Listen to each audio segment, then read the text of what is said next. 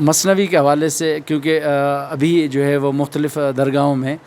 مثنوی جو ہے آپ درس جو دے رہے ہیں، سندھ میں تقریباً یا اوور آل پاکستان میں آپ ہی ہیں جو درگاہوں پہ جو ہے مثنوی کا درس ہو رہا ہے، تو اس حوالے سے ہم اب کیا کہیں گے؟ بسم اللہ الرحمن الرحیم،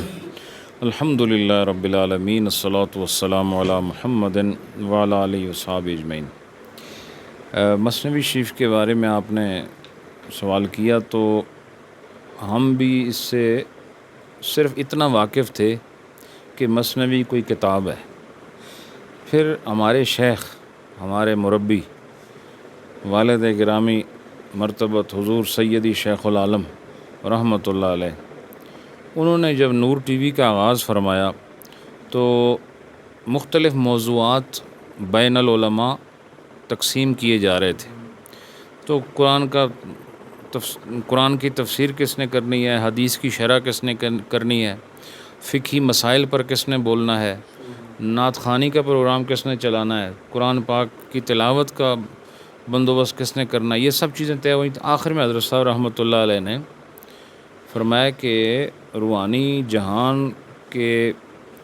مناظر سے اپنی آنکھوں کو ٹھنڈک دینے کے لیے مثنوی کے بغیر گزارا نہیں، تو فرمایا اس کو کون کرے گا؟ تو کسی نے اس بارے میں حامی نہیں بھری، تو حضرت صاحب نے بھی چونکہ یہ درس کبھی نہیں دیا تھا، حضرت صاحب رحمۃ اللہ علیہ کا معاملہ ایسا تھا کہ وہ اللہ پر توکل کرتے ہوئے بڑے سے بڑا اعلان کر دیتے تھے۔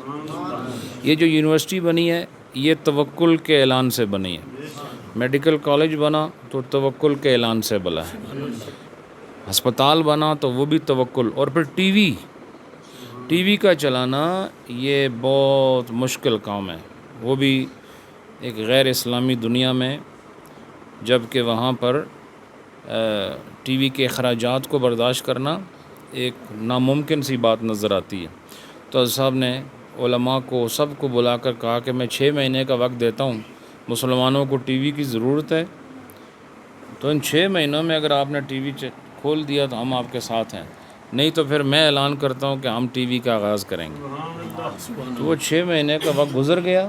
حضرت صاحب رحمۃ اللہ علیہ نے نور ٹی وی کا آغاز فرما دیا۔ تو جب نور ٹی وی یہ بھی ایک توکل والا اعلان تھا، پھر اس میں مثنوی کا اعلان بھی توکل پر تھا، کہا بس کوئی نہیں کرتا تو میں اس کو شروع کرتا ہوں۔ پھر نبی پاک کے وسیلے سے، اللہ پاک کی خاص عنایات سے حضرت صاحب رحمۃ اللہ علیہ نے آغاز کیا، جناب مولانا روم کی بارگاہ میں گئے، وہاں سے منظوری ہوئی، پھر آپ نے اس کا آغاز کیا، تو اس کے بعد سے ہمیں بھی پتہ چلا کہ مثنوی بھی کسی جہان کا نام ہے۔ تو میرے دل میں ان کے خادم ہونے کی حیثیت سے یہ بلبلے سے اٹھتے تھے کہ آپ کا یہ مشن جب تک آپ چلائیں گے چلے گا، اس کے بعد یہ فقیر یہ کام کرے گا۔ یہ آغاز سے میری نیت میں تھا، یہ آج میں پہلی بار آپ کو بتا رہا ہوں۔ پھر یہ ہوا کہ حضرت صاحب رحمۃ اللہ علیہ نے ایک دفعہ یہ فرمایا کہ تمہاری آواز اچھی ہے، مجھے کہا تو مثنوی کا درس جب ہو تو شعر تم پڑھا کرو تو تشریح میں کیا کروں گا، لیکن اس پر عمل اس لیے نہیں ہو سکا کہ میرا قیام اکثر برطانیہ میں ہوتا تھا اور حضرت صاحب درس دیتے تھے مختلف ملکوں میں، مختلف شہروں میں، تو ہر جگہ ہر وقت ساتھ رہنا میری وہاں کی ڈیوٹیز کی وجہ سے ممکن نہیں تھا۔ لیکن گویا میرے شیخ نے یوں اس چیز کا بدلہ دیا کہ شعر بھی تم ہی پڑھو گے، تشریح بھی تم ہی کرو گے۔ پھر میں بھی آپ کی سنت پر عمل کرتے ہوئے کونیا جلال الدین رومی کی بارگاہ میں گیا، اور وہاں پہلی حاضری تھی، اور وہیں میں نے درس بھی دیا ان کی قبر کے پہلو میں ساتھ بیٹھ کر، اور پھر اس کا آغاز ہو گیا۔ اور اب پتہ چلتا ہے کہ جس آدمی نے فی زمانہ، اب چونکہ شخصیات بہت کم ملتی ہیں جن کے ساتھ رہ کر آپ کو صوفیانہ ماحول ملے، ہر ایک نے اپنا نیا طرز کھول کر طریقت کی آبرو ریزی کی ہے اور طریقت کے اصل سے منہ موڑ لیا ہے۔ تو آج جس آدمی نے سلوک کی منزلیں طے کرنی ہوں اس کے لیے نصاب مثنوی شریف ہے۔ ہر چیز کا ایک نصاب ہوتا ہے، تو اس تصوف کے نصاب میں اس وقت جو فائق اور لائق ترین کتاب ہے وہ مثنوی شریف ہے۔ تو میں نے بھی توکل کرتے ہوئے اپنے شیخ کے طرز پر اس کو شروع کر دیا۔ فرق اتنا ہے کہ میرے شیخ کریم نے اس کو جگہ جگہ سے درس دیا جو لوگوں کی ضرورت کے مطابق، تو میں نے اس کو نیریہ شریف کی طرف سے ایک خدمت اور سنیوں کے لیے ایک تحفے کی صورت بنانے کے لیے میں نے اس کو ترتیب سے شروع کر دیا، شعر کے بعد دوسرا، دوسرے کے بعد، اس طرح ہم اس کو چلا رہے ہیں، اور الحمدللہ ہم اس کے پہلے دفتر میں ہیں، اور پہلے دفتر کا درس دیتے ہوئے تقریباً 7 سال ہو گئے ہیں، اور اس کے 6 دفتر ہیں۔ تو میں یہی دعا کرتا ہوں خدا مجھے میری زندگی میں اس کو مکمل کرا دے، اور بعد میں چلو ہماری اولادوں میں سے یا خلفاء اور علماء میں سے وہ ہمارے دروس کو کتابی شکل دے کر یہ سنیوں کے لیے مثنوی کی ایک نئی شرح تیار کر کے دے سکتے ہیں۔ تو مثنوی کے بغیر بہرحال گزارا نہیں ہے، اس کے اندر معرفت کے ایسے موتی ہیں کہ آپ مثنوی کے تھوڑے سے بیانات سن لیں تو آپ کے لیے نماز پڑھنا آسان ہو جاتا ہے، روزہ رکھنا آسان ہو جاتا ہے، حج کرنا آسان ہو جاتا ہے، آپ کے لیے راتوں کو جاگنا آسان ہو جاتا ہے۔ وہ طریقت کی ایسی بند کلیاں کھولتے ہیں کہ مشکل سے مشکل ترین کام کے لیے بندہ فوراً تیار ہو جاتا ہے۔ یہ مثنوی شریف کا کمال ہے کہ بے عمل کو باعمل بنانے کے لیے مثنوی شریف ایک نسخہ کیمیا ہے۔ اور جو فرمایا کہ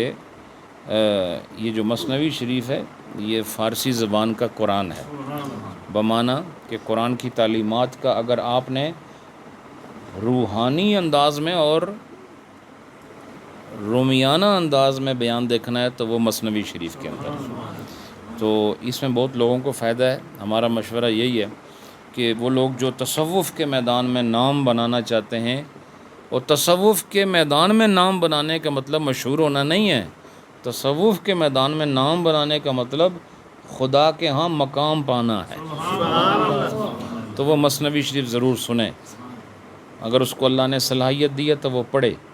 انشاءاللہ ایسے ایسے راز کھلیں گے کہ اطاعت آسان ہونا شروع ہو جائے گی، فرما برداری آسان ہونا شروع ہو جائے گی۔ یہ مثنوی کا فیضان ہے۔ بارک اللہ۔ بہت شکریہ سر۔ یہ شعر مولوی ہرگز نہ شد مولا روم تا غلام شمس تبریز نہ شد، جی یہ جو اس کی تشریح چاہ رہے ہیں آپ؟ نہیں وہ غلام تھے تو اسی کی وجہ سے ہاں مولانا روم ہاں جی، اس میں یہ ہے کہ چونکہ یہ جو معرفت کا جہان ہے اس میں اپنے آپ کو مٹانا پہلی شرط ہے۔ آپ اگر قوم کے لحاظ سے کوئی بڑے آدمی ہیں تو اس کو بلانا پڑے گا، اگر آپ علم کی وجہ سے بڑے آدمی ہیں اس کو بلانا پڑے گا، اگر آپ دولت کی وجہ سے بڑے آدمی ہیں اس کو بلانا پڑے گا، اگر آپ کسی سلطنت کی وجہ سے بڑے آدمی ہیں اس کو بلانا پڑے گا، یعنی اپنے آپ کو مٹانا پڑے گا۔ تو جس نے اپنے آپ کو مٹا دیا، مولوی ہرگز نہ شد مولائے روم، کہ ایک روم کی عظیم